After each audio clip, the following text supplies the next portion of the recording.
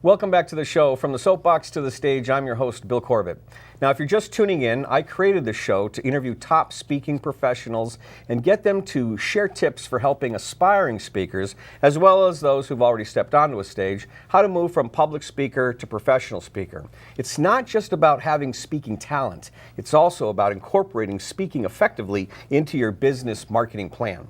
Today I'm interviewing Diane Goodman, president and founder of Goodman Speakers Bureau out of Windsor, Connecticut. She founded the company in 1979, and since its inception, Goodman Speakers Bureau has enjoyed an impeccable reputation for trust and integrity and is well known among meeting planners throughout the world.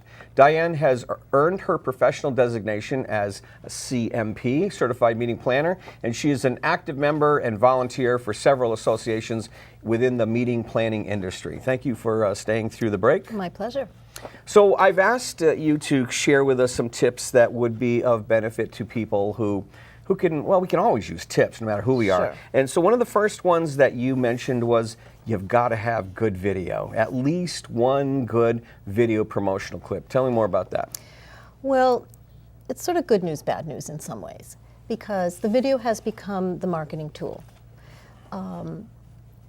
Planners are not spending a lot of time reading a lot of things about a speaker until afterwards. So they're making decisions based on the first 30 seconds to a minute of a clip that they see. And if they don't like what they see, they move on. So videos are very different now than they were even 2 years ago. Everyone's so busy. Meeting planners are on such overload. They don't have time to sit and watch 5, 10, 15, 20 minutes. Not anymore. And what they really don't want are those videos where there's 5 minutes of someone being interviewed on CNN or this or that and all these testimonials flying by and what. No. Get right to the point. Get right to the point, show your best stuff first, and then back it up with some more solid meat to what you have to say. But take your best 30 seconds to a minute and get that up front. Get them to want to stay a little bit longer so they get to know you. So that's why the video is so important. And I've seen so many speakers who present that as their demo, and I just go, oh my goodness, they don't get it. They don't get it. They don't. They're not. There's no audio. It's on an audio on a camera across the room. Well, if you can't have a professional video done, then don't do one. I mean, I have seen so many things come through where it's someone's kid taking a shaky video camera, and that's what they're using. And keep in mind, that's really a first impression.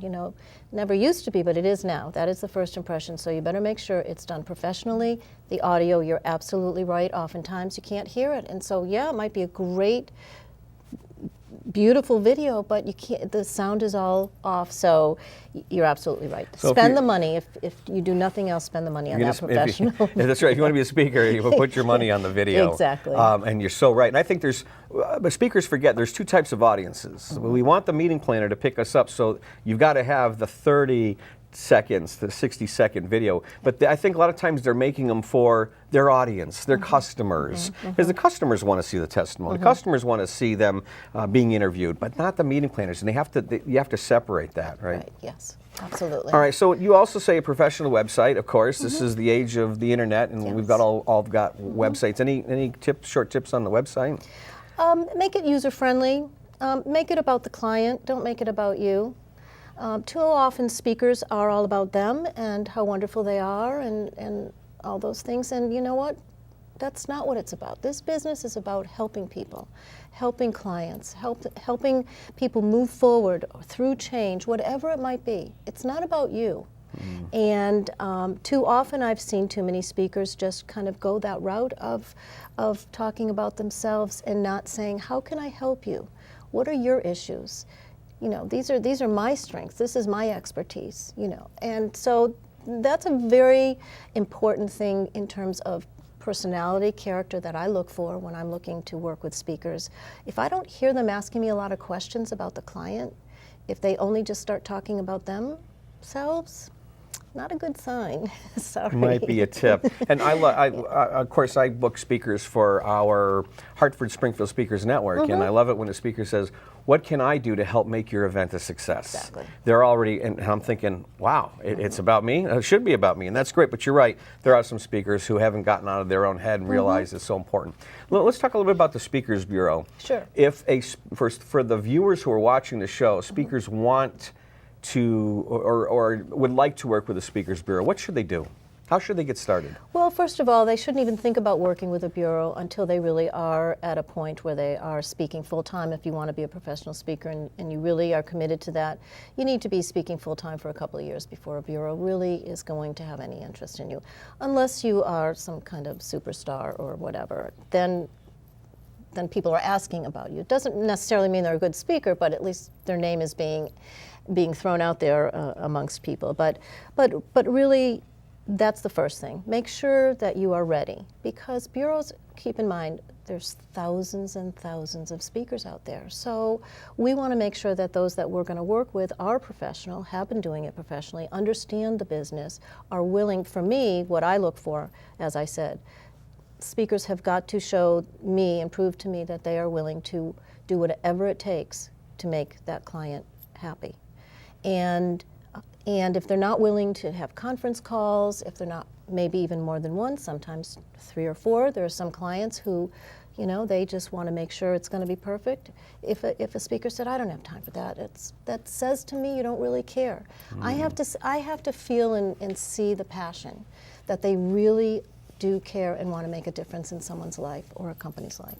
Do you ever call out your speakers and maybe remove speakers from your list? Absolutely. You do? What kind of things make you do that?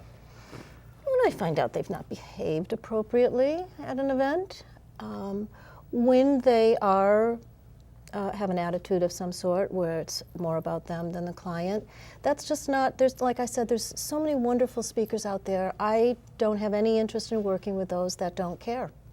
What about, and this is kind of an off-the-wall question, but what That's about okay. those who might misbehave in the public's eye if they're not doing appropriate things? But do you remove them as well, or does that not matter to you? It matters to some extent. I think it depends. I mean, we're all human. So, but certainly if someone has done something blatantly illegal or inappropriate, then I'm certainly not going to recommend someone like that to a client, no. Let's see.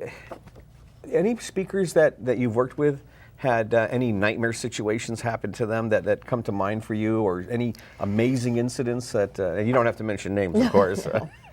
Well, I mean, I think every speaker has had their nightmares in some way, shape, or form.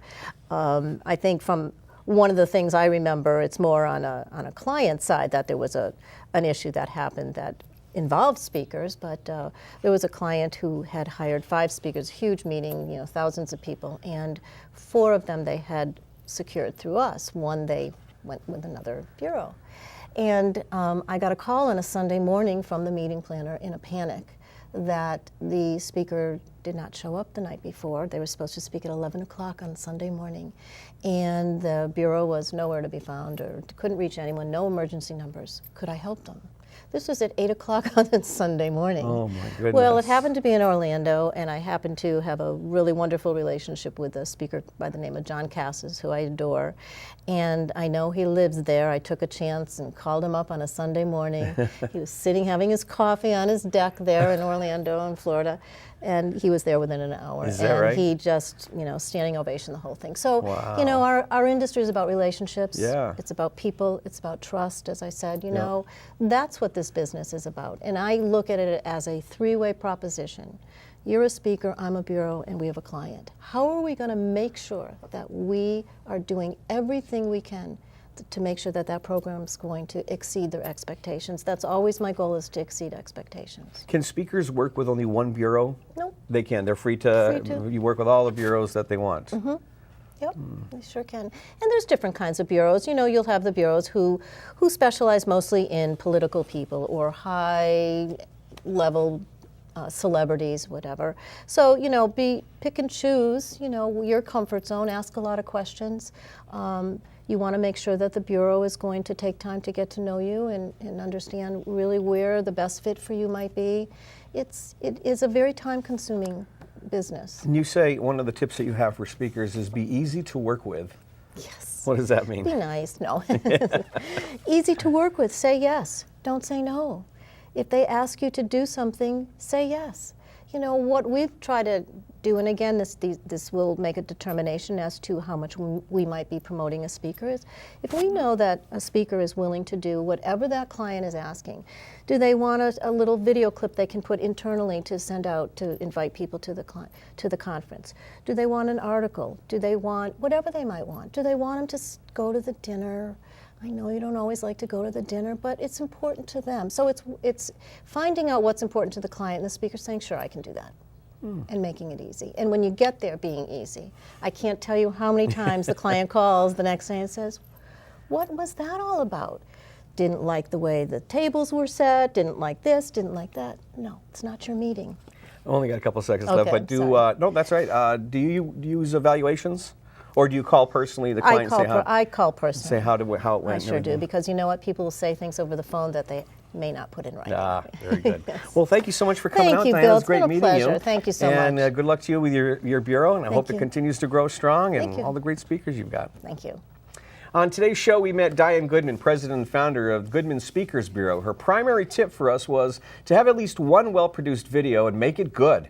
It takes a lot of courage to get up in front of others and speak. It takes even more courage to do it as part of your business or marketing plan. And when you do, it will set you apart from your competition, get you noticed by your prospects and customers. So make sure you make the choice to be different from the rest. Now, I hope you join me for future episodes of the show as I set out to tap into the knowledge and wisdom of professional speakers who are willing to share their secrets for success on the stage. As Dale Carnegie once said, make the most of today. Get interested in something, shake yourself awake, and let the winds of enthusiasm sweep through you with gusto. I'm Bill Corbett. I'll see you the next time on From the Soapbox to the Stage.